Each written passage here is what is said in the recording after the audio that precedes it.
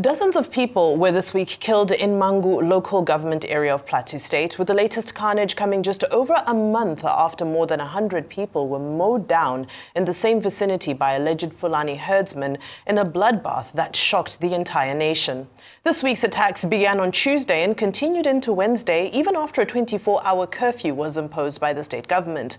In the meantime, Speaker of the House of Representatives Tajuddin Abbas is reported to be planning to meet with President Bola Tinubu with a view to exploring measures to secure the lives and property of the people on the plateau.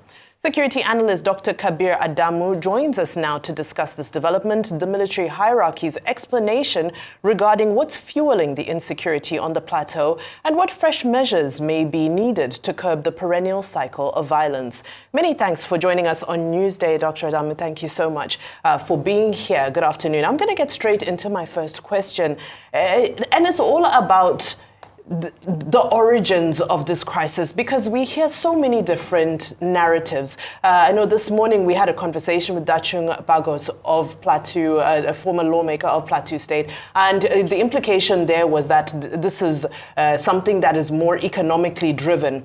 We've spoken to the Commissioner of Information for Plateau State, who says that this is more of an ethnic cleansing exercise. Of course, we know about the farmers and herders. What is the foundational issue in Plateau State as far as you're concerned?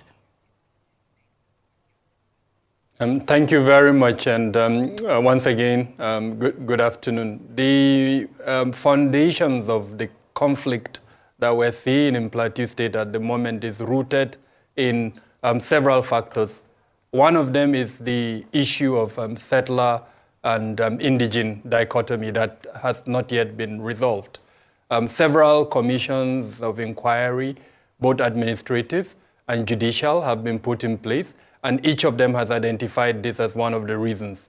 The second one is the political dynamics in Plateau State. Sadly, violence has been politicized, it's been weaponized, and it has become an instrument for influencing political outcomes. Number three is the existence of what I would describe as ethnic militias that are armed and that have become instruments for achieving political objectives. Number four is climate change and the inability for both the federal and the state government to address in terms of mitigating the consequences of climate change.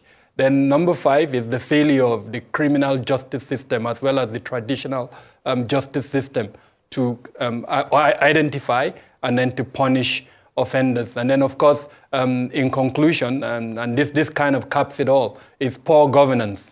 Most of the issues that have listed from 1 to 5 are issues of governance. And if there is an improvement in governance, then all of them would be addressed more or less. So in a nutshell, these are the issues. In the course of this conversation, perhaps we can expand each of the issues. Well, thank you so much, Dr. Kabir.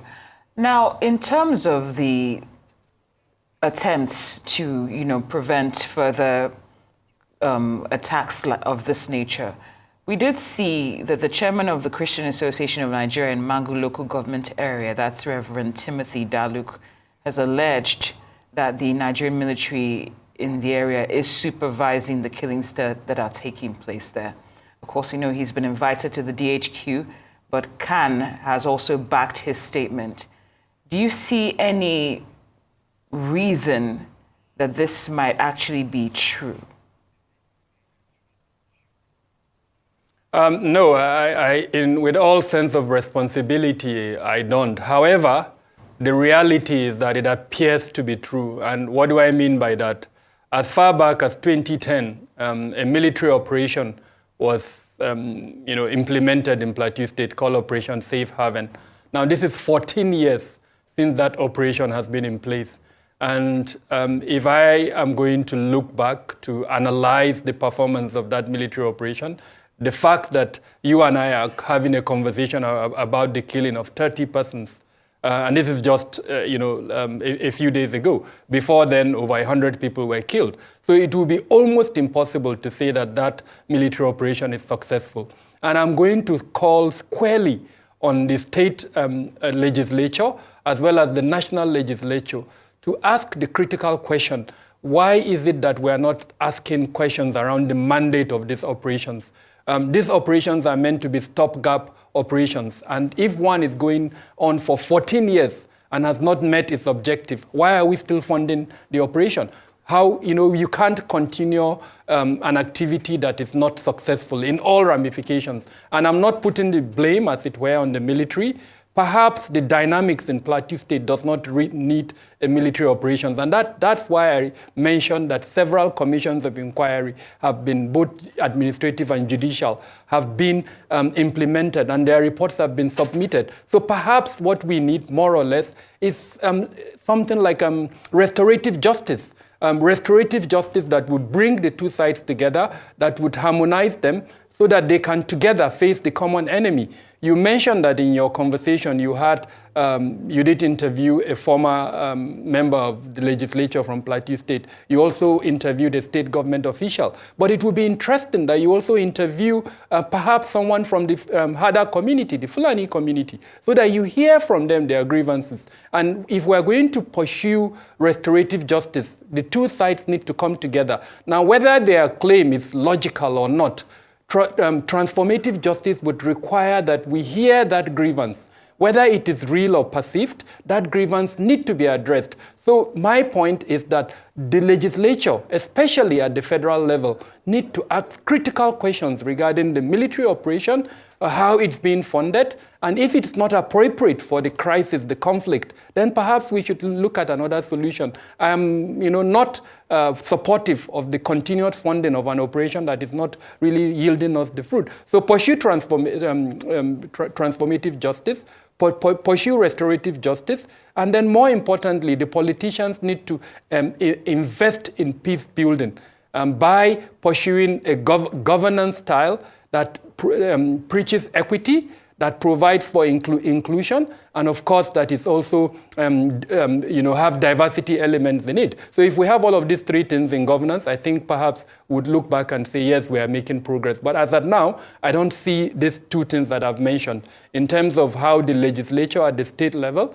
and at the federal level is asking critical questions regarding how military operations are being implemented, and then in terms of the pursuance of a governance that preaches equity, diversity, and inclusion. The third point I would like to emphasize is the capacity of the state government to monitor the activities of federal security agencies. I don't know who the Commissioner of Security is in Plateau State. We haven't heard his voice. So perhaps the competence of that commissioner would also need to be asked. If he's competent, then perhaps he should be empowered by the state governor so that we can see more of his ability to manage the role that the federal security agencies are playing. But bottom line, I don't think that statement by the representatives of CAN in Plateau State is helpful in the current circumstances. I do not also think that the military or any of the security agencies are taking sides in the crisis. What is important is for leadership, political leadership, religious leadership, ethnic leadership, to call a spade and tell themselves the truth. They need to live together as one. Right, thank you. That's very beautifully expressed. Now, when we look back at the Christmas massacre that took place in Bokos local government area, there was a lot of conversation about failure in intelligence gathering. However, the Middle Belt Forum came out at that time to make a statement and say that, in fact, they have all the information, they know where these people are, and they're able to direct authorities as to where they need to be fished out. Now, when we look at the most recent event in Mangu local government area, and of course the governor putting into place a 24-hour curfew, it shows that intelligence gathering is at work. Now, my question is that these people are still able to overcome preventionary steps that are taken. We've moved from reactionary measures. We're now at preventionary measures. Why do you think there is an inability to still protect Plateau State, given the fact that we are now seeing intelligence gathering being put to use? That's the first, my first question. The second one is, what will it take for there to be the political will for people to step in and ensure that this crisis is put to an end? Okay, intelligence is unfortunately being bandied around in Nigeria without necessarily understanding what it means. I believe that just like in Plateau State, and several other states in the country. Just to highlight the fact that I run a consultancy, it's called Beacon Consulting, and we know that in 2023, about 9,000 Nigerians were killed. Now, point I'm trying to make is killings in Nigeria have reached a level that perhaps we should ask ourselves the critical question.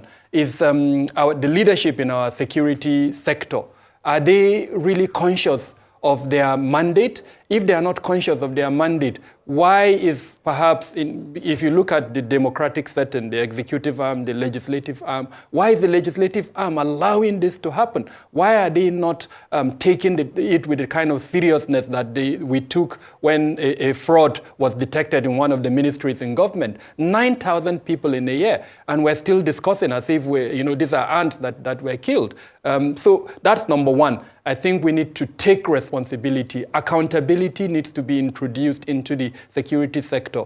If there is a mandate for any organization to prevent killing in Plateau State, and that organization failed, then that organization should be held responsible. And that responsibility can come in form of either changing the leadership of that organization, or in some instances, even trying that organization, because lives have been lost. So somebody should be held responsible. And I think I cannot overemphasize that point, accountability in intelligence. In other words, perhaps there should be an inquiry. Was intelligence provided? If, like the Middle Belt Forum said, there was intelligence, and that needs to be interrogated. I must emphasize that. If that intelligence was provided, who failed to act on it? If, of course, someone acted on it, but because for some political reasons, which is what we're hearing, there wasn't, decision to move towards stopping that attack from happening. Who took that political decision? So these are the kind of things that an inquiry, and I think that inquiry needs to be led by the presidency, given the issue that we're discussing. So that's number one. How is the intelligence process being handled? How are the decisions to take operational issues around the intelligence that is collected being handled? The presidency needs to look into it. If the presidency doesn't do that, then the legislation needs to step in, because that's what our democracy provides for. With regards to the second element of your question, what do we need to do to stop or prevent this? In simple terms, it's really about accountability. And I'm really delighted that Arise TV and other TV stations are highlighting this issue. The more we highlight it, I think the more action would be taken. Of course, the media, as the fourth estate of the realm, has that responsibility. And so I'm really delighted. But us citizens, I think it's also absolutely important that we continue to speak up and show up in terms of our responsibilities, civic responsibilities. The challenge, and I must emphasize this, is social media, unfortunately, is spreading a lot of fake news. And I haven't seen any concurrent action by either the state government or at the federal level to reduce this fake news. The fake news is not helping matters. Because we're in a public forum, I don't really want to highlight any of them, but I know I've received a tremendous amount of fake news that is trying to indicate a narrative that is not helping us. And that these two narratives are ethnic and religious. If we allow this to degenerate into an ethnic or religious conflict, then it's going to spread beyond the plateau. And that is where we need to step in, stop this proliferation of fake news. Thank you so much. Dr. Kabir Adamu, it's always a delight to have you here on Newsday. We appreciate your insight and your recommendations as always. Thank you. Dr. Kabir Adamu is a security and policy analyst. Thank you for joining us on Newsday.